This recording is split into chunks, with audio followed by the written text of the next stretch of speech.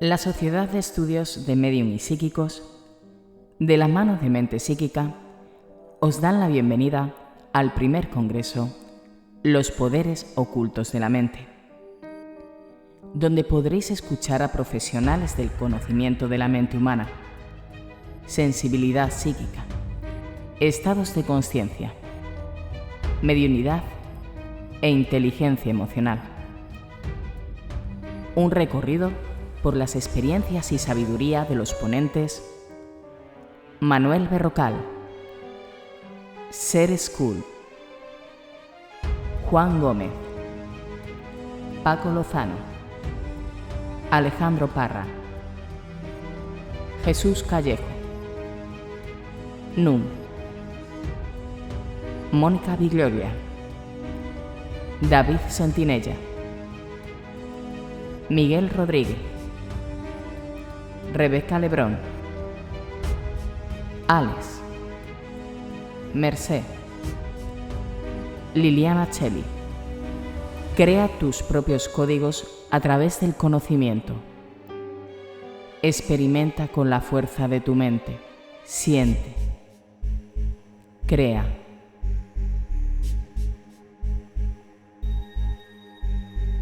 Vive.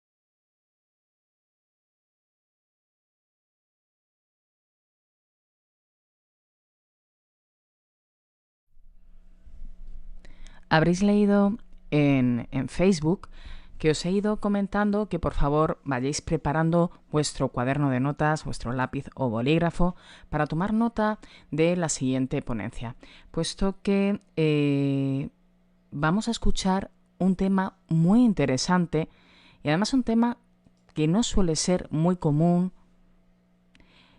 relacionado con la conciencia, pero la conciencia después de la vida. Damos la bienvenida a David Sentinella, periodista, escritor, locutor y divulgador, miembro del podcast La Escóbula de la Brújula. David es autor, entre otros libros, de Más allá de la vida, El enigma de las momias, y es vicepresidente de la Sociedad Española de Investigaciones Parapsicológicas, la SEIP. Con todos vosotros, y cerrando el congreso, un tema muy interesante y un tema para estudiar. Gracias. Muchas gracias. Bueno, para mí es un placer tener la oportunidad de cerrar este congreso con mi charla. Daros los buenos días a todos, sobre todo los que escucháis desde aquí, desde España. Para nuestros queridos amigos centro y sudamericanos, bueno, pues la verdad es que ya son madrugadas o no sé si ya decirlo noches. Lo primero que quiero hacer es agradecer a Merced y a Hugo la invitación y felicitarles por el valor que le han echado al organizar este evento virtual de carácter internacional, teniendo en cuenta que, bueno, pues que la tecnología a veces se comporta como una verdadera espada de Damocles. Y en mi caso, como quiero contaros muchas cosas, la espada de Damocles es el tiempo. Así que, como reza el principio de la conferencia, y dejar que voy a ponerme precisamente el temporizador en marcha para saber por dónde voy, el cronómetro, pues como decía, para mí la espada de Damocles es el tiempo. Quiero contaros muchas cosas y voy a empezar hablando de la conciencia y también de esa puerta tan desconocida como inquietante que todos vamos a cruzar al final de nuestra vida y a la que llamamos muerte. La conciencia es una de las cosas que nos caracteriza como seres humanos. Es la interpretación subjetiva de lo que nos pasa y de quiénes somos, y por lo tanto está unida a las emociones y a los recuerdos. Es, como está claro, es fundamental para la existencia humana, es un elemento, una cosa imprescindible para que la vida tenga sentido, pero a la vez la conciencia no deja de ser uno de los grandes misterios, ya que produce muchas preguntas para las cuales, pues, no tenemos respuesta. La primera, ¿dónde está la conciencia? Está claro que la conciencia está relacionada con el cerebro. Más exactamente, parece que con la parte posterior del córtex cerebral. Pero, ¿es ahí donde se produce?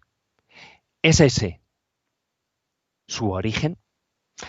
O como apuntan algunos científicos que unifican la neurociencia y la física cuántica, tal vez esa conciencia está fuera del cuerpo, en un campo que rodea al cerebro y tan solo se conecta a él, del mismo modo que, por ejemplo, vemos un informativo en el televisor, pero evidentemente el locutor o locutora no está en nuestra casa.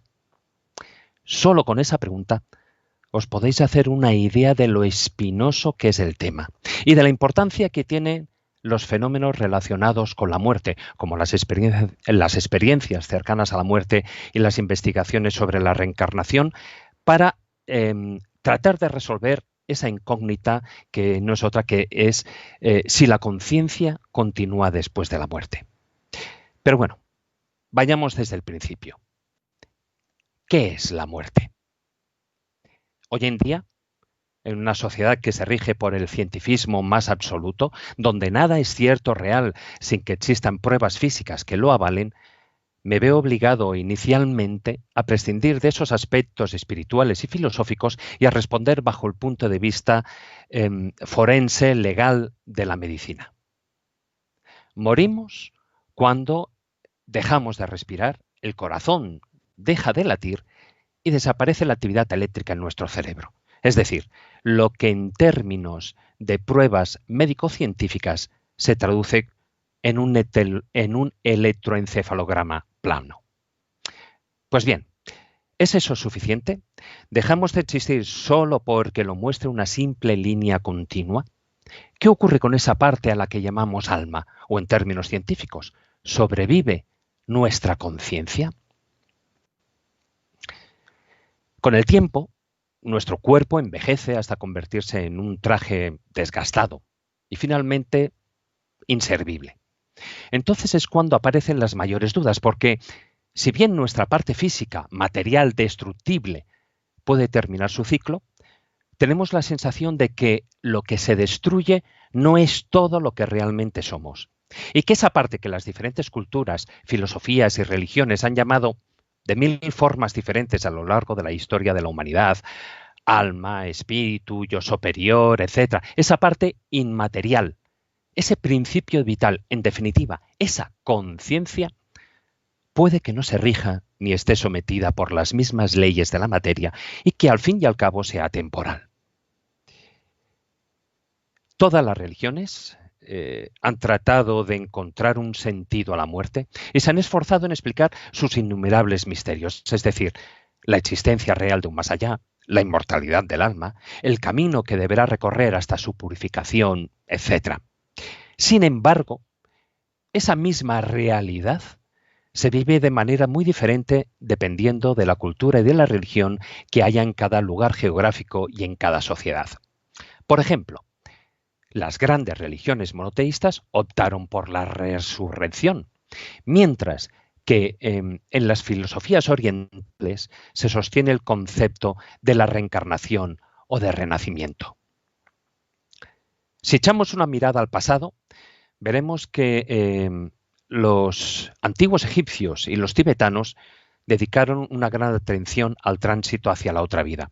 Los egipcios con los textos mágicos de las pirámides y de los sarcófagos, lo que conforma el libro de los muertos egipcio. Y los tibetanos con el Bardo Todol, más conocido como el libro tibetano de los muertos, en el que se explican todas las fases del proceso que el alma habrá de pasar hasta alcanzar esa nueva reencarnación. También la mayoría de los pueblos han equiparado la muerte con un viaje que el difunto, entre peligrosas aventuras, tendrá que transitar hasta llegar a ese otro mundo, el de los muertos, el más allá. Para ello, disponían en su sepultura fórmulas mágicas, amuletos, armas y demás utensilios para asegurar que el fallecido, el difunto, lograra efectuar ese viaje sin percances y saliendo victorioso de cualquier contienda.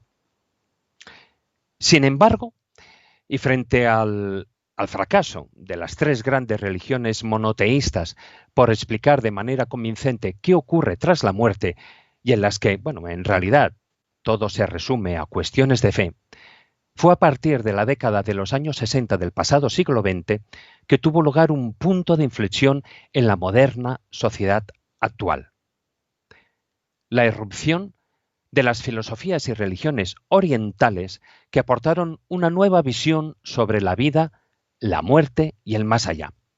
Palabras como reencarnación, karma, samsara, nirvana, eran términos milenarios y más antiguos que el Islam e incluso más antiguos que el propio cristianismo. Pero finalmente fueron las investigaciones sobre las experiencias cercanas a la muerte por parte del psiquiatra y filósofo norteamericano Raymond Moody, junto con las del doctor Ian Stevenson en el campo de la reencarnación, las que consiguieron dar un giro a la opinión escéptica de toda la sociedad occidental e hicieron que científicos de todo el mundo abriesen su mente a una posibilidad de una vida más allá de la muerte e incluso que muchos de ellos iniciaran sus propias indagaciones al respecto. Desde entonces, aquí en la imagen es solo una muestra, ¿no? Decenas de científicos, doctores e investigadores han ofrecido una alternativa científica racional que apoya la hipótesis de la continuidad de la conciencia tras la muerte. Algo que, tanto en las creencias religiosas como a nivel antropológico, el ser humano ya ha tenido en cuenta a lo largo de la historia, si bien no se llamaba conciencia, sino se hablaba de espíritu o de alma. Veámoslo en 4 pinceladas. El antecedente de todas las religiones es sin duda el chamanismo, que se ha estado utilizando desde hace más de 20.000 años. Se basa en la premisa de que el mundo visible está dominado por fuerzas o espíritus invisibles que afectan a las vidas de los seres vivos y que la muerte es una transición que marca la culminación de un ciclo evolutivo. Los chamanes se han comunicado con el mundo de los espíritus empleando técnicas de trance y éxtasis visionarios, como ya sabéis, en los que su espíritu abandona el cuerpo y entra en el mundo sobrenatural para tratar de buscar respuestas a cualquier problema. Pero si nos vamos a Oriente Próximo nos encontramos con el mazdeísmo, o más conocido como zoroastrismo. Se trata de una religión dualista, es decir, que tiene el principio antagónico tanto del bien como del mal. En esta religión se cree que tras la muerte el alma permanece 3 días y 3 noches junto al cadáver y en ese tiempo el alma será juzgada por el conjunto de todas sus acciones en la vida. Si el resultado del juicio es negativo, el difunto caerá en un horrible abismo infernal. Pero vayamos ahora al lejano Oriente. Para entender las grandes filosofías y religiones orientales que surgen en la India, tales como el jainismo, el brahmanismo, el hinduismo, el budismo, es necesario entender unos conceptos fundamentales: reencarnación, renacimiento, karma, samsara y nirvana. Si bien existen notorias diferencias de criterios entre estas filosofías y religiones orientales que las hacen distintas entre sí, en líneas generales se considera que toda persona debe pasar por varias vidas en un proceso de nacimiento, muerte y renacimiento. Lo que es esa rueda, ese samsara, hasta que consigue romper ese ciclo y alcanzar lo que llaman el nirvana, que es muy diferente del concepto cristiano del cielo. El nirvana es un acto de liberación, donde desaparecen los deseos, donde desaparece el sufrimiento y la conciencia individual. Por lo tanto, la muerte significa la liberación del alma de lo que es ese envoltorio terrenal, y como tal, los hindúes preparan la purificación de sus cuerpos inertes, bien a través del fuego, como vemos en las famosas cremaciones de Benares o en Haridwar, en la India, o purifican sus almas en el agua del río Ganges. Entre los tibetanos existen maestros, por llamarlo de una manera, ellos los denominan así, ¿no?, que viajan atravesando conscientemente la frontera de la muerte y experimentan el estado intermedio que hay entre esta y la nueva encarnación, regresando de ese viaje al más allá con una plena memoria de todo lo que han visto y todo lo que han sentido. Para los tibetanos, estos viajes, bueno, pues son normales, ¿no? Y los aceptan y aceptan los informes y las narraciones de las experiencias de esos viajeros, de esos psiconautas, del mismo modo que hoy en día el mundo científico pues acepta los comentarios de los viajes al espacio que efectúan los astronautas. Si repasamos las religiones monoteístas, las tres grandes religiones del libro, la más antigua es el judaísmo, que no solo es una religión, también es una tradición y una cultura. En el judaísmo, la muerte se concibe como la separación del alma y el cuerpo, no ya como una de las consecuencias del pecado original, sino como el fin natural de la vida y el paso de este al mundo futuro. Este sería un mundo, bueno, pues el mundo que vivimos sería un mundo de apariencias, un lugar de tránsito que serviría para el entrenamiento y el aprendizaje. Si bien el concepto del más allá es un tanto, bueno, impreciso en el judaísmo, sí que reconocen que la inmortalidad del alma a través de la resurrección, e incluso que existen algunas corrientes judías que creen que en la reencarnación de las almas. La concepción cristiana ve a la muerte como, todos lo sabéis, ¿no?, como la separación del alma y el cuerpo. Pero la visión de la antropología cristiana sobre la resurrección es más compleja que ese simple dualismo. Según los padres de la Iglesia, se pueden distinguir esquemáticamente tres elementos para comprender la naturaleza del hombre: el cuerpo, el alma y el espíritu. Entonces, lo que destruye la muerte de una manera temporal es esa unidad biológica inmaterial, es decir, la resurrección del hombre, en definitiva, es la restauración de su ser entero. En el Islam, que es la más tardía de las tres religiones monoteístas, la muerte no es un castigo por alguna desobediencia, no es ni un mal ni una aniquilación, sino es un paso en el camino, un episodio en una serie de etapas que llevan a la otra vida, tras la resurrección física al final de los tiempos.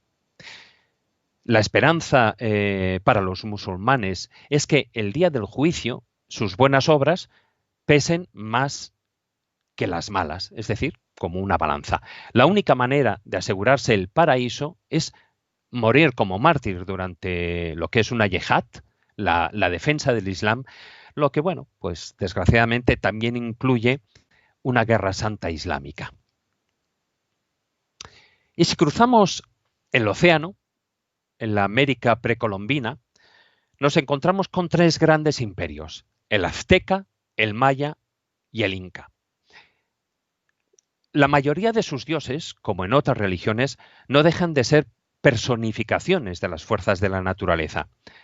A ellos se les entregaban sacrificios, animales o humanos, tanto para aplacar la ira de los dioses como para conseguir sus favores. Estos pueblos respetaban a la muerte, pero no le tenían miedo. Para los aztecas, la realidad permanente se encontraba al otro lado de la muerte. Y así como la fecha de nacimiento marcaba las actividades que llevarían a cabo y las faltas que cometerían en vida, las circunstancias de su muerte iban a determinar el destino de su espíritu en el más allá. Para los mayas, la muerte tampoco significaba el final de la vida, sino una especie de trámite, una mudanza a un lugar muy parecido. Por eso, se sepultaban los difuntos con todos sus instrumentos de trabajo para que pudieran continuar su labor en el más allá. Por su parte, los incas también creían en la vida después de la muerte y que ésta era el pasaje entre esta y la otra vida. Fijaos que se parecen mucho a todas las religiones.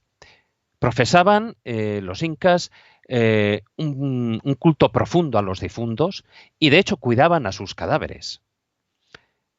Su conservación era fundamental para alcanzar esa otra vida, por lo que cuando una persona moría, su cuerpo era momificado, utilizando diferentes técnicas que variaban según la importancia o rango social del difunto, al igual que ocurría en otras civilizaciones, ¿no? Siendo la más conocida el Antiguo Egipto. Muchos creen que los egipcios estaban obcecados con la muerte y nada más lejos de la realidad. Los egipcios amaban la vida por encima de todo y por eso se preocuparon por mantener los cuerpos de los difuntos lo más parecidos a como eran en vida, con el fin de vivir eternamente. Para entender la importancia de la momificación, debemos remitirnos a las creencias religiosas de los antiguos egipcios. En Occidente, bueno, ya hemos visto, existe mucho la dualidad entre alma y cuerpo. Pero en el Antiguo Egipto esto era diferente. La naturaleza humana era mucho más compleja y estaba compuesta principalmente por cuatro partes. Por una parte tenemos el cuerpo físico, al que llamaban Ket. Luego está el Ka, que era como el doble astral, que permanecía en todo momento junto a la momia. Lo vemos ahí a la izquierda de la imagen. Luego está el Ba, que era el alma viajera, que se representa, como veis en la imagen, con un pájaro con cabeza humana. Y luego está el Aj, o el espíritu, que es esa sombra que vemos en esa puerta falsa. Bien, para que se produzca la vida eterna, el cuerpo debe permanecer en buenas condiciones hasta el regreso del Ba, ese alma viajera, y entonces se vuelven a unir todos los elementos que conforman el ser. Bueno, en todos los rituales funerarios de las diferentes civilizaciones, tanto la magia como la superstición han estado siempre presentes y han sido elementos fundamentales. Tanto en Roma como en Grecia, el entierro de los muertos era un deber sagrado. De hecho, negar sepultura a un cadáver era condenar al alma a errar sin descanso, bueno, lo que hoy en día conocemos cuando se dice eso de almas en pena, ¿no? Según los antiguos griegos, cuando un ser humano moría, de su cuerpo se desprendía un algo que continuaba una vida propia y que era considerado como su doble etéreo. En el 10º libro de la República de Platón, él nos habla del mito de Er, un soldado griego que tras una batalla es dado por muerto y colocado sobre una pira funeraria. Bueno, afortunadamente para él, al cabo de un tiempo, vuelve a la vida justo a tiempo para no ser incinerado. Y entonces ahí es donde viene lo bueno de la narración, ¿no? Porque describe con gran detalle su viaje al más allá. Su alma se separa del cuerpo y se une a otros espíritus que se van desplazando a través de túneles. Estas almas van siendo juzgadas por entidades divinas según los actos que hayan realizado en su vida. Él, sin embargo, no es juzgado, a él no le juzgan, ya que estos seres luminosos le dicen que debe regresar para informar a los hombres sobre la existencia de ese otro mundo. En ese momento, él vuelve a la vida y al verse en la pira funeraria, junto al resto de cadáveres, bueno, pues se da cuenta de que le habían dado por muerto. En fin, no voy a extenderme más con este tema, solo quería decir, y todos estos apuntes eran para ver que es posible encontrar referencias en las experiencias extracorpóreas y en las experiencias cercanas a la muerte en los textos sagrados, bueno, pues como habéis visto, de casi todas las religiones. A lo largo de la historia, muchas personas han afirmado haberse encontrado flotando en el aire mientras observaban desde un punto exterior su propio cuerpo y todo lo que ocurría a su alrededor. Por ello, universidades de todo el mundo se han venido interesando en estudiar lo que es la posible realidad de estas experiencias extracorpóreas. Una de ellas es la Facultad de Medicina de la Universidad de Virginia, que realizó unas investigaciones cuyos resultados son claramente significativos. Entre la población adulta, el 14% de las personas reconocen haber tenido una experiencia extracorpórea, mientras en el ámbito estudiantil contestaron afirmativamente un 25%, y del total de las personas que habían tenido una experiencia de este tipo, un 34% afirma haber estado fuera de su cuerpo físico al menos en 8 ocasiones. Bueno, muchos coinciden en afirmar que ese segundo cuerpo es una réplica exacta, aunque transparente, por decirlo de una manera, de nuestro cuerpo físico. Otros lo comparan con una especie de niebla, una nube blanca con forma ovoide, esférica, y que posee una especie de campo magnético o eléctrico, ¿no? En todo caso, los testimonios están de acuerdo en afirmar que esa forma extracorporal posee luz propia y que está unida al cuerpo físico mediante una especie de cordón luminoso. Bueno, esto ha llevado a pensar a los investigadores que la conciencia que aparentemente abandona el cuerpo puede ser un yo real aunque etéreo y que es capaz de funcionar con independencia de nuestro cuerpo físico. Dentro de las experiencias extracorpóreas cabe establecer una clasificación elemental dependiendo de la manera en la que se producen, ¿no?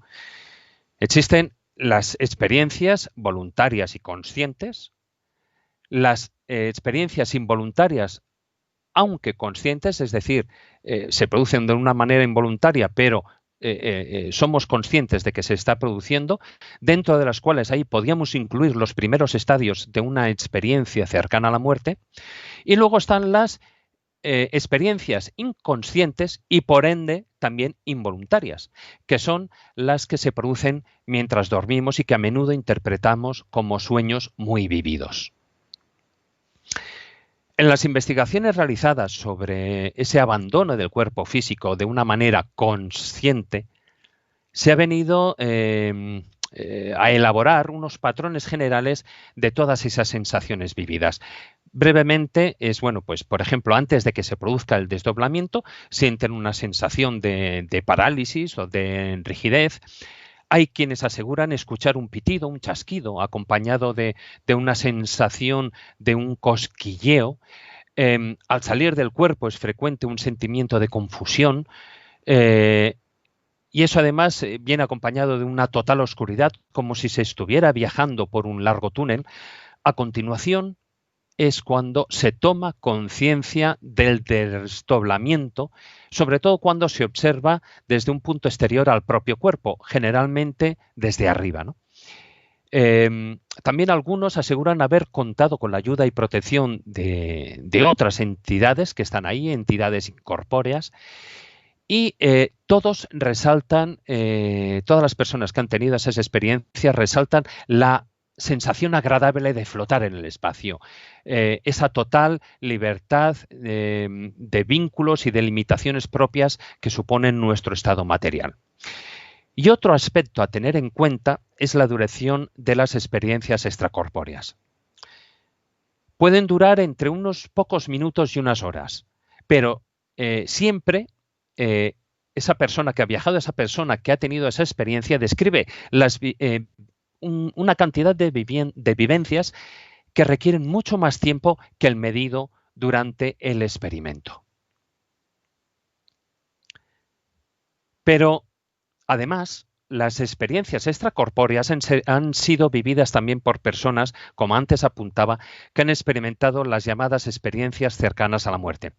Aparentemente, se trata de fenómenos distintos, pero los testimonios de dichas experiencias nos cuentan que el proceso inicial es idéntico en ambos casos. Hasta el siglo XIX, la responsabilidad de determinar la muerte de una persona recaía prácticamente en la propia familia y en el sacerdote, que era el que venía a ofrecer el sacramento de la extrema unción. Y es a partir de entonces, del siglo XIX, que dicha competencia pasa a formar parte exclusivamente de la labor de los médicos, surgiendo lo que entendemos por muerte clínica. Sin embargo, desde el punto de vista médico, lejos de ser un momento puntual, la muerte es todo un proceso que había que determinar de una manera más precisa. Por eso, un comité de expertos de la Facultad de Medicina de Harvard elaboró y publicó en el año 1968 un documento conocido como el Informe Harvard, en el que se propuso un nuevo criterio de muerte clínica fundamentado en los conocimientos científicos más recientes basados en la muerte cerebral, que es el criterio que se ha venido siguiendo hasta fechas actuales, hasta la actualidad. En él aparecen, como vemos ahí en la imagen, los siguientes requisitos. Por una parte, la falta de receptibilidad y respuesta a estímulos externos si se separa a la persona del respirador durante 3 minutos, la ausencia total de movimientos o respiraciones, la ausencia total de reflejos y un silencio bioeléctrico del cerebro, es decir, lo que se conoce como un electroencefalograma plano. Sin embargo, como dije al principio, el trabajo desarrollado durante años por el Dr. Raymond Moody y publicado en el año 1975 con el título de Life After Life, Vida después de la vida, iba a suponer un punto de inflexión, una prueba de fuego para los criterios de muerte clínica y muerte cerebral a la hora de determinar el momento de la muerte. El Dr. Moody había observado que algunos pacientes que habían estado en el umbral de la muerte o que incluso se les había diagnosticado una muerte clínica a causa de una parada cardíaca, en una intervención quirúrgica o en un accidente, relataban haber visto y oído todo lo que acontecía durante ese tiempo, dando unos detalles increíbles de todo lo sucedido y narrando incluso las conversaciones que habían mantenido el equipo médico en el quirófano. Bueno, bien, con el tiempo se ha establecido una serie de elementos comunes de lo que es una experiencia tipo. Si bien no todas las personas que tienen una experiencia cercana a la muerte pasan por esos mismos estadios, pero a modo de decálogo, el modelo es el siguiente. En primer lugar, el sujeto tiene una experiencia extracorpórea, como hemos visto, en la que es capaz de ver su propio cuerpo desde cierta distancia. Entonces, puede ver y oír todo lo que ocurre a su alrededor y experimenta una sensación de paz y de bienestar. A continuación, escucha un extraño ruido, un pitido, un chasquillo, un zumbido, y aparece un túnel hacia donde se dirige y cuyo final es una luz brillante, pero es una luz que no es cegadora. Durante todo ese trayecto aparecen otros seres ya fallecidos, normalmente son familiares y amigos, y en esos instantes siente la presencia de un ser de luz todopoderoso y una sensación de amor inmensa le abraza. En presencia de ese ser se produce una revisión de la propia vida como si fuera un visionado rápido, como una película, y llegado el momento es consciente de que existe una frontera, un límite, un punto de no retorno, y antes de llegar a él se le conmina a volver. Entonces tiene lugar el regreso al cuerpo físico, que normalmente coincide con los intentos de reanimación por parte del equipo técnico, del equipo médico, ¿no? Y bueno, todos estos puntos seguro que ya los habréis oído alguna vez, ¿no? Pero hay un último punto más y tal vez es el más importante. La experiencia comporta un cambio en la forma de vivir la vida y la persona pierde el miedo, pierde el temor a la muerte. A partir de 1975, fecha en que Raymond Moody publicó el libro, psicólogos, médicos y psiquiatras de todo el mundo se han unido en el interés por intentar resolver los diferentes enigmas que comportan las experiencias cercanas a la muerte. Y se han venido produciendo calurosos debates sobre si los informes de dichas experiencias eran detalles sobre la realidad del más allá o si, como opinan los escépticos, son meras alucinaciones de un cerebro que se está muriendo, de un cerebro moribundo. Pero, además, también con todo esto se ha reabierto la polémica sobre el establecimiento de lo que es el momento de la muerte, al que yo me he referido en varias condiciones, y sobre todo la relación entre la conciencia y el cerebro, ya que si, como algunos afirman, que la conciencia es un producto del cerebro, ¿cómo es posible que los pacientes que han vivido una experiencia cercana a la muerte perciban cosas a su alrededor cuando están clínicamente muertos? ¿Dónde se guardan entonces los recuerdos de esas experiencias si hay evidencias científicas de la carencia de actividad cerebral? Bueno, existen miles de casos al respecto repartidos entre todas las edades, pero yo destacaría 3 áreas de estudio para mí muy interesantes. Por una parte, la de los invidentes de nacimiento. Uno de los testimonios más sorprendentes fue investigado por los doctores Kenneth Ring y Sharon Cooper, que fueron los que profundizaron en el estudio de los casos de experiencias cercanas a la muerte vividos por personas invidentes, por personas ciegas de nacimiento. Como por ejemplo aquí, bueno, os expongo el caso de Vicky Noratuk. Ella era ciega de nacimiento y acababa de sufrir un accidente de automóvil. De pronto, ella se vio flotando fuera del cuerpo y entonces pudo ver por primera vez cosas de su vida y describir con exactitud todo lo que le rodeaba, a pesar de que su nervio óptico estaba destrozado y por lo tanto, como era ciega de nacimiento, sus sueños no eran visuales.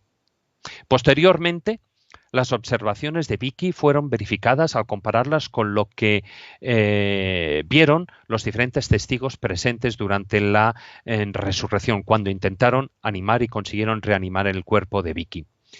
Pero vamos a ver, si eran simples alucinaciones, ¿cómo es posible que éstas fueran exactas? Bueno, otra de las más interesantes áreas de estudio de las experiencias cercanas a la muerte, sin lugar a dudas, las vividas por niños, sobre todo porque a menudo son demasiado jóvenes para comprender el concepto de la muerte. A menudo los niños bueno, pues recuerdan estas experiencias cuando están jugando. Es normal que los padres, bueno, imaginaos, se queden alucinados cuando de repente oyen a sus hijos que comienzan a hablar de, bueno, el día que murieron, ¿no? Incluso, en muchos casos, la sorpresa de los padres es mayor, ya que ellos, a propósito, habían decidido no decirles nada a sus hijos de que habían estado clínicamente muertos. Bueno, aún así, y en líneas generales, las experiencias cercanas a la muerte en niños, que han sido estudiadas ampliamente por el doctor Mervyn Morse, em, parecen seguir las mismas pautas que las vividas y recordadas por los adultos, aunque hay unas pequeñas salvedades lógicas. Por una parte, el diferente vocabulario que utilizan los niños para describirlas, eso es lógico, no tienen el mismo vocabulario que un adulto, y por otro, que en un alto porcentaje el trance vivido va siendo olvidado a medida que los niños van creciendo. Y bien, y hay una tercera área de estudio dentro de las experiencias cercanas a la muerte que a mí me merece mucha atención, que son las operaciones programadas. El caso más increíble es el de la cantante y compositora Pam Reynolds. Ella, a causa de un grave aneurisma cerebral en la base del cerebro, tuvo que ser intervenida quirúrgicamente con una circulación sanguínea extracorpórea, como digo, en una operación programada. Entonces, los especialistas, los médicos, dejaron el cuerpo de Pam a 14 grados centígrados. Por lo tanto, en ese momento, tanto su corazón como su cerebro dejaron de emitir señales vitales.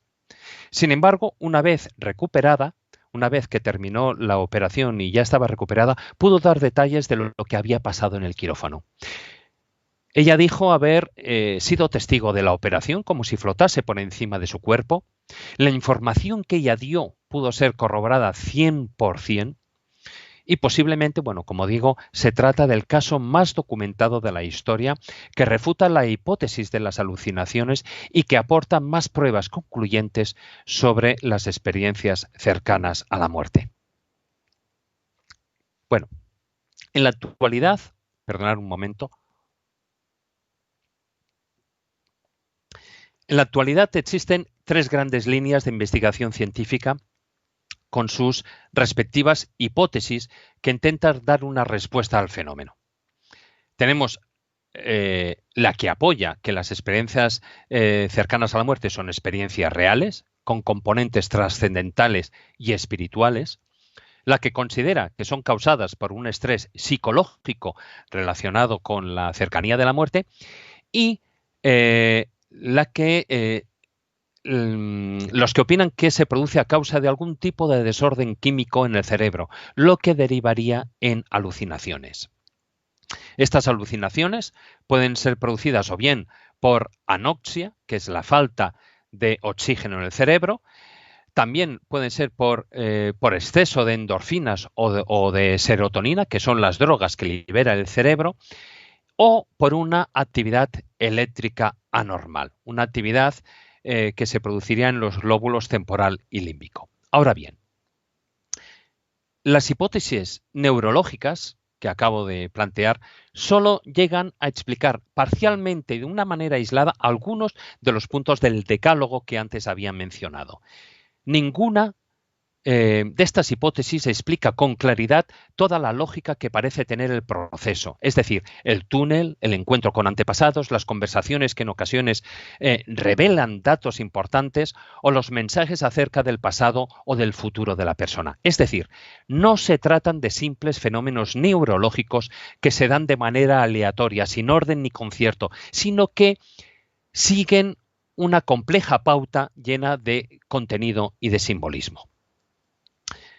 Bueno, pues ante este enigma, la Universidad de Southampton puso en marcha en octubre del año 2008 lo que fue el proyecto AWARE, que fue el primer estudio a gran escala sobre las experiencias cercanas a la muerte dentro del proyecto Conciencia Humana. Fue dirigido por el doctor Samparnia, que vemos en la imagen, y se llevó a cabo durante 4 años por un grupo internacional de médicos y de científicos de diversos centros hospitalarios, tanto de Europa como de Norteamérica, que unieron fuerzas y los datos para analizar el cerebro, la conciencia y la muerte clínica. Los resultados del proyecto AWARE, tras ser revisados por un arbitraje científico, fueron publicados en una de las revistas científicas de medicina más importantes y prestigiosas del mundo. Y más tarde, el doctor Parnia publicó un libro que vemos ahí a la izquierda, con el análisis del estudio junto con todas, con una serie de impresiones personales. El proyecto, y ahí viene lo más interesante, demostró que la conciencia lúcida se mantiene, que perdura, aun cuando el cerebro ha dejado de funcionar. Las experiencias cercanas a la muerte analizadas indican que los individuos, que las personas vieron objetos y sucesos reales que no pudieron ser vistos a través de los ojos, algo que no puede explicarse con los actuales conocimientos científicos. Pero no solo eso, comprobaron científicamente que la conciencia persiste durante un periodo mínimo de 3 minutos tras la pérdida del latido, a pesar de que se considera que el cerebro deja de funcionar después de 20 o 30 segundos de haberse producido la parada cardíaca. Bueno, solo ya de por sí este dato es increíble, ¿no os parece? Y bueno, dejamos a un lado las experiencias cercanas a la muerte porque si sus estudios son importantes, no menos trascendentales son las investigaciones que a nivel científico se vienen realizando sobre la reencarnación. Sin lugar a dudas, el investigador que inició, además con una gran seriedad y rigor científico, la posible realidad de la reencarnación fue el doctor en medicina y psiquiatra canadiense Ian Stevenson. El doctor Stevenson fundó y dirigió la División de Parapsicología, la cual después cambió el nombre como División de Estudios de la Personalidad y después como División de Estudios Perceptuales. Además, el doctor Stevenson detentó lo que fue la Cátedra Carson en el Departamento de Psiquiatría de la Universidad de Virginia. Pues bien, a lo largo de su vida, Stevenson acumuló alrededor de unos 2.600 casos, cada uno de ellos debidamente documentados, recogidos en todo el mundo, desde la India hasta Nigeria, desde Turquía a Israel o a Estados Unidos o a Inglaterra. Es decir, de esos 2.600 casos, cerca de 400 consideraba que ofrecían una total garantía de autenticidad. Y además, habiendo él mismo llevado personalmente todas las entrevistas y las investigaciones con los niños que teóricamente habían sido reencarnados y también con todos los testigos realizando todas las pruebas necesarias. Bien, los niños que aseguraban recordar esas vidas anteriores, y eso es importante, sin el empleo de hipnosis, eran capaces de describir con gran detalle pues, casas, paisajes, pueblos que estaban lejos, sin haber estado nunca allí en su corta vida, ¿no? Ya que eran pequeños. En algunos casos no sabían cuál era el nombre de la localidad, pero sí que ofrecían otros detalles, como si había allí algún río, alguna montaña o algún emplazamiento cerca que sirviera para que se pudieran localizar el lugar y que en ocasiones estaba alejado cientos de kilómetros y al cual evidentemente, como antes apuntaba, el niño nunca había ido allí en la presente vida. En muchas ocasiones el mismo Stevenson había viajado con el niño a esos lugares. Y a medida que se acercaban, el niño era capaz de describir con antelación y de reconocer los lugares por donde iban pasando, y al entrar en los pueblos y en las aldeas ubicaba la casa donde había vivido, en la que había nacido o incluso el lugar donde había fallecido. Una vez allí, reconocía pues a los familiares, a los amigos, incluso se refería a ellos por el nombre o el mote que tuvieran, ¿no? Además, también narraba situaciones que había vivido en esa vida anterior y hasta describía algún cambio que se hubiera realizado en esa casa, ¿no? Desde que él había fallecido. Lo más curioso es que los análisis estadísticos realizados en cientos de estos casos y que él publicó en algunos libros aseguran que las afirmaciones y descripciones realizadas por los niños coinciden en un 90% con la realidad. Habéis oído bien, un 90% con la realidad. De hecho, son tan interesantes los resultados de los estudios realizados sobre la reencarnación que hasta el conocido astrónomo, astrobiólogo y astrofísico norteamericano Carl Sagan, que es bastante escéptico en muchos de estos temas, él mismo afirmó que merece tenerse en cuenta todas estas investigaciones y que es preciso continuar con ellas. A la muerte de Stevenson, uno de los que tomaron su relevo en las investigaciones fue su discípulo, el psiquiatra Jim Tucker. Y fijaos, para que veáis que el fenómeno de la reencarnación no ocurre únicamente en los países orientales, entre los casos que Tucker ha venido estudiando, he seleccionado dos que tuvieron lugar en Estados Unidos. El primero de ellos es bastante famoso, es el de James Leininger. James, cuando era un bebé, él solo quería jugar con aviones, pero a la edad de 2 años, bueno, pues los aviones le comenzaron a provocar pesadillas recurrentes en las que, bueno, pues se despertaba lleno de miedo, ¿no?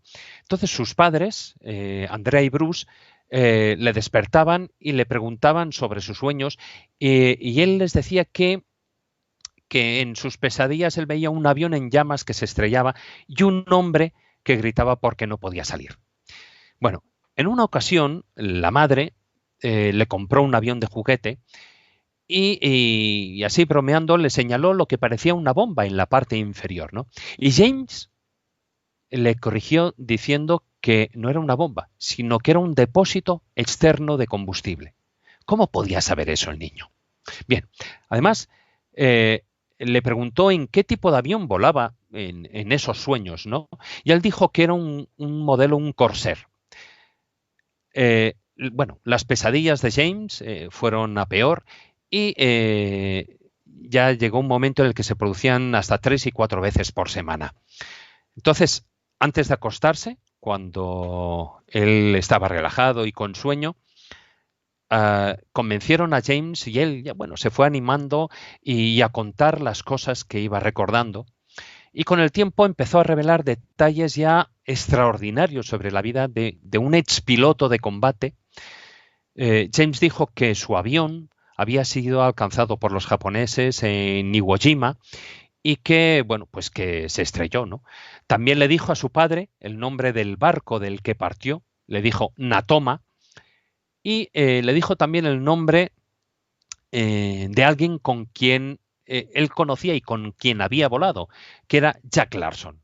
Bueno, pues después de algunas investigaciones, Bruce, el padre, descubrió que tanto Natoma como Jack Larson eran reales, porque el bahía de Natoma era un portaaviones pequeño en el Pacífico y Larson era un hombre que aún vivía en Arkansas. Entonces, bueno, pues el padre, decidido a completar todo este rompecabezas, en septiembre del año 2002,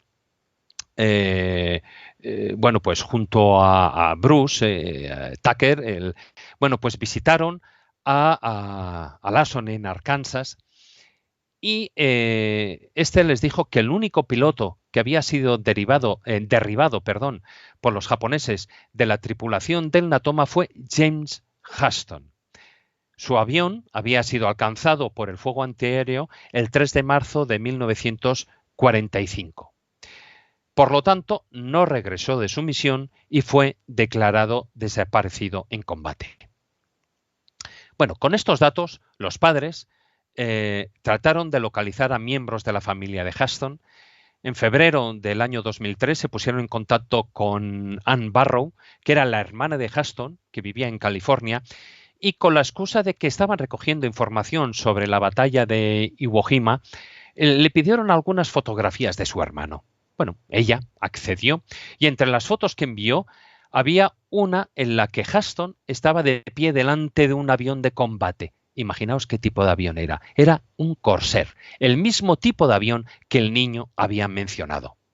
Bueno, los padres no le dijeron nada a la señora Barrow de toda la historia hasta pasado unos meses, y cuando por fin se la contaron, en un primer momento ella no quiso saber nada del tema, pero al cabo de unos días los padres recibieron una carta de ella junto con varios objetos personales de Huston, de su hermano, y en la que mencionaba en esa carta que no solo sentía que James debía tener esas cosas, sino que además ella creía la historia, ya que para ella era imposible que un niño supiera todo lo que había contado.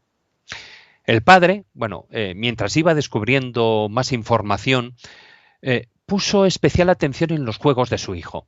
James tenía 3 muñecos G.I. Joe, que bueno, muchos de los chicos o hombres que me estéis escuchando los conoceréis, ¿no? Los G.I. Joe, a los que esos muñecos tenía 3 y les llamaba uno León, Walter y Billy. Pues bien, según los registros de la Flota del Pacífico de Estados Unidos, el teniente Leon Stevens Conner, el alférez Walter John Devlin y el sargento Billy Rufus se encontraban entre las 21 víctimas mortales que había tenido el Natoma. Ellos, junto a Hudson, fueron miembros del Escuadrón del Aire VC-81. Bueno, cuando el padre le preguntó por qué llamaba a sus muñecos de esa manera, con esos 3 nombres, James le respondió: porque ellos me saludaron cuando fui al cielo. Bueno, impresionante, ¿no? Pues voy con una última historia.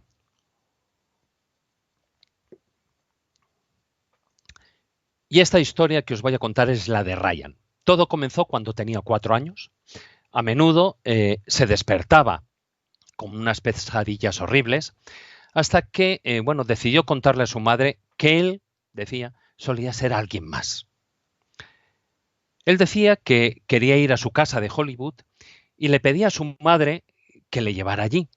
También contaba, una serie de historias, de anécdotas detalladas sobre estrellas del cine del pasado, como de Rita Hayworth, por ejemplo, ¿no? Y que trabajaba en una agencia donde la gente con frecuencia iba allí para cambiar sus nombres. Bueno, Cindy, la madre de Ryan, empezaba a estar preocupada, sobre todo porque para que la gente no pensara que su hijo estaba loco. Y así que decidió mantener en secreto todo el tema, incluso para el propio marido. Ella en realidad no sabía cómo enfrentarse al tema, así que, decidió irse a la biblioteca y cogió algunos libros de Hollywood, pensando, que de esa manera a su hijo, se le pasaría la obsesión, ¿no? Pero un día, cuando la madre, viendo los libros, pasó la página de un libro, Ryan se reconoció al instante en una fotografía. Ante esto ya Cindy, la que se creía loca fue ella, ¿no? Ella decidió buscar ayuda y contactó con el doctor Jim Tucker de la Universidad de Virginia. Después de unas semanas de la investigación, un archivero con el que se pusieron en contacto de Hollywood pudo confirmar quién era el nombre de la foto. La imagen era de una película, era un frame de la película titulada Noche tras Noche, y el hombre era Marty Martin, que había sido un extra de cine y más tarde se convirtió en un agente de Hollywood, y por lo visto bastante reputado. A partir de ahí, el doctor Tucker fue confirmando muchos de los detalles de las historias que Ryan había contado, como que había sido bailarín en Broadway o que trabajaba en una agencia donde creaban nombres artísticos para los nuevos clientes, como antes mencionaba, ¿no? También que realizó varios viajes a París, incluso los hijos que tuvo, las veces que se casó. Y hay un detalle importante, incluso dijo que tenía 2 hermanas, algo que la propia hija de Martin ni siquiera sabía. En fin, no voy a extenderme más porque, es ya tarde, pero solo quiero hacer una última reflexión a modo de despedida. A veces la ciencia ignora o niega aquello que no puede explicar. Pero eso no quiere decir que no exista.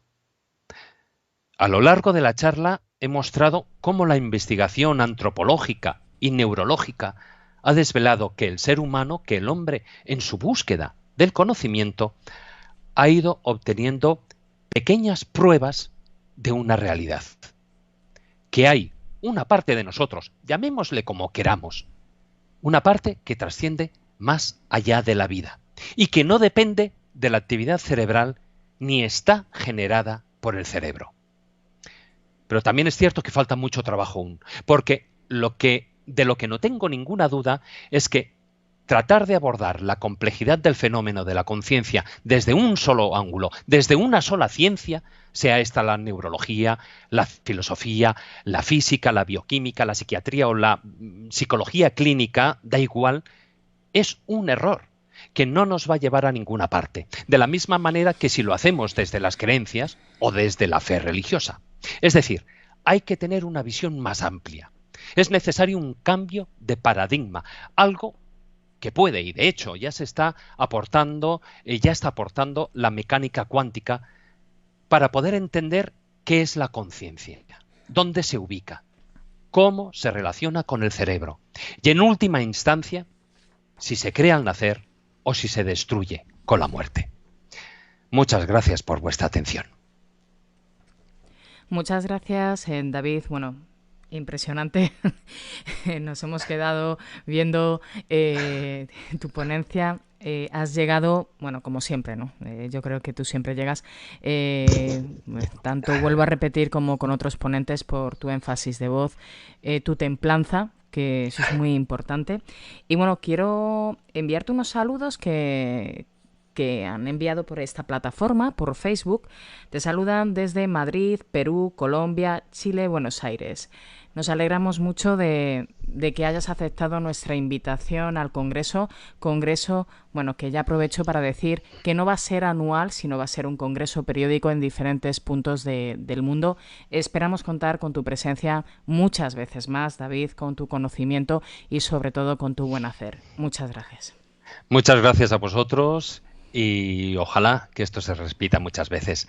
Gracias a vosotros y a todas las personas que han estado ahí al otro lado, siguiendo, escuchando con atención, porque todos tenemos las mismas dudas y la misma sed de conocimiento. Gracias a todos.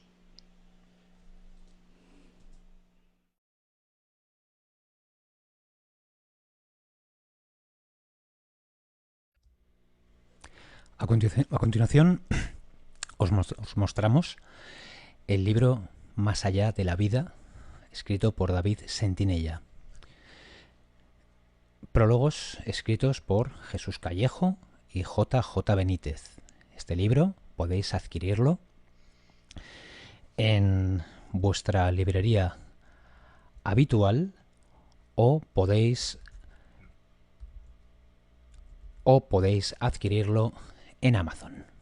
Libro muy recomendable, más después de haber visto la fantástica ponencia realizada por David Sentinella.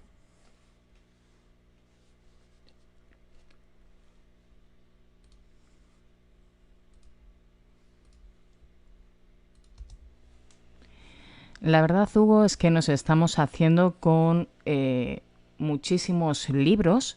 Ya para finalizar el libro de David, que vamos a ir adquiriendo poco a poco. Muchos de ellos ya los hemos adquirido, pero los estamos guardando en una estantería porque nosotros somos de los que pensamos que nos tiene que firmar el autor el libro.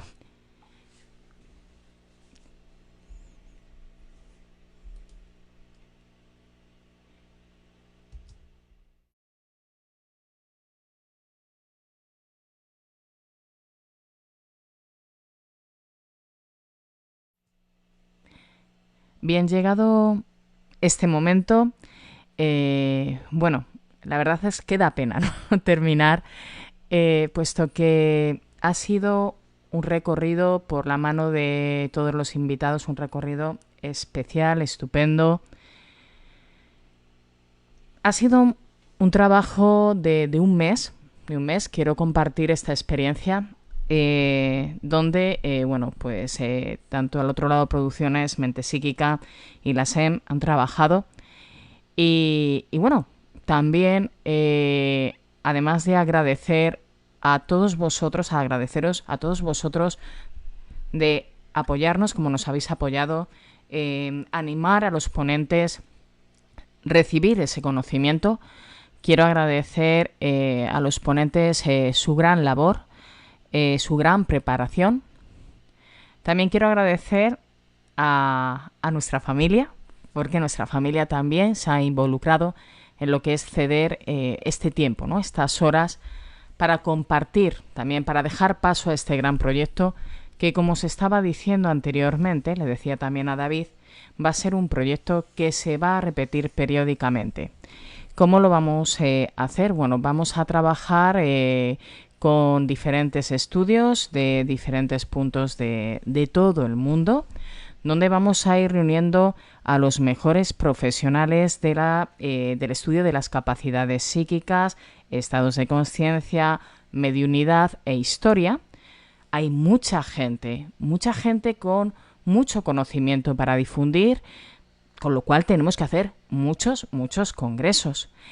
Las plataformas por donde se transmitirá las irá publicitando al otro lado Producciones, y esperamos que podáis compartir también vuestras experiencias, vuestras opiniones, tanto en nuestras redes sociales como en las redes sociales de nuestros invitados, de los ponentes de este primer congreso.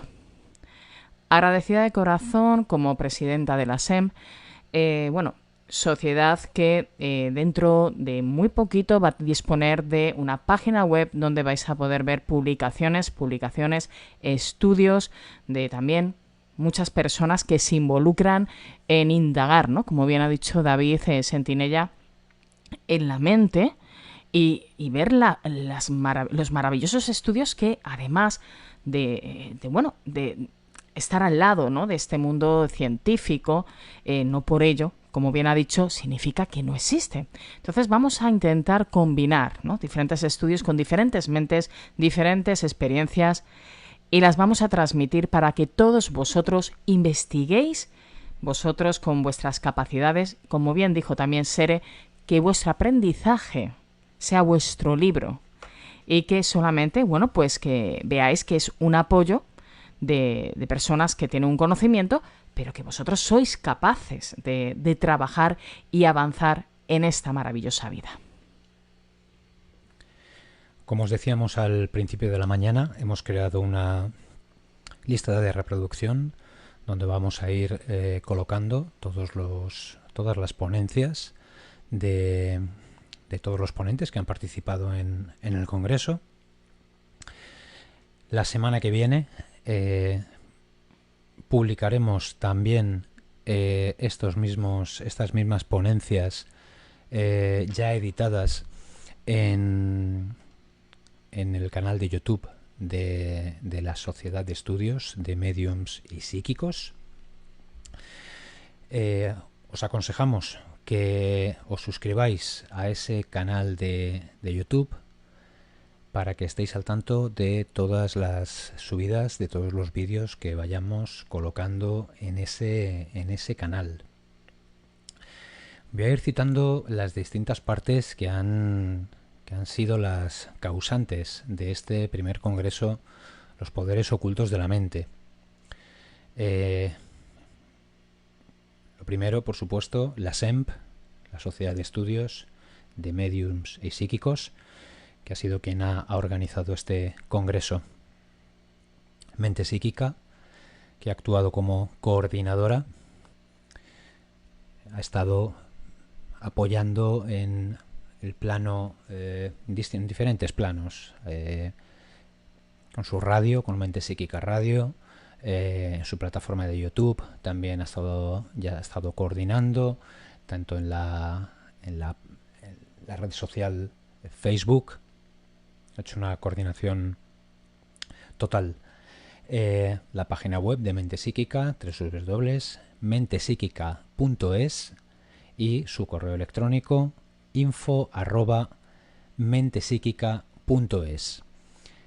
La parte técnica la ha llevado El Otro Lado Producciones, que se ha encargado de toda esta distribución del Congreso.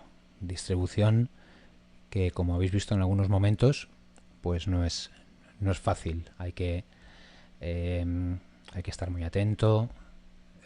No depende tan solo de esta parte de aquí, también depende del otro lado, depende de la conexión a internet, depende de muchas cosas. Pero estamos seguros que os ha gustado y estamos seguros que estáis contentos por cómo se ha realizado este primer congreso. Página web de El Otro Lado Producciones, si queréis visitarla, elotroladoproducciones.com. Bueno, pues sin más, deseamos que tengáis un buen domingo. Para los que ya vais a comer, porque coincide la hora, que tengáis, bueno, pues un buen descanso y una buena digestión. Y nos vemos y nos escuchamos muy pronto. Besos.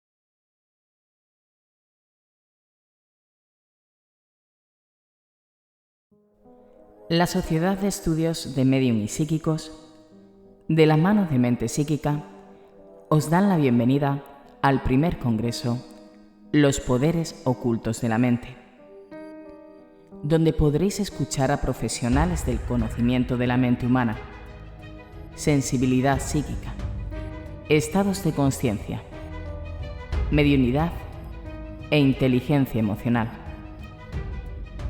Un recorrido por las experiencias y sabiduría de los ponentes Manuel Berrocal, Ser School, Juan Gómez, Paco Lozano, Alejandro Parra, Jesús Callejo, Nun, Mónica Biglioria, David Sentinella, Miguel Rodríguez, Rebeca Lebrón, Alex, Merced, Liliana Cheli. Crea tus propios códigos a través del conocimiento. Experimenta con la fuerza de tu mente. Siente. Crea.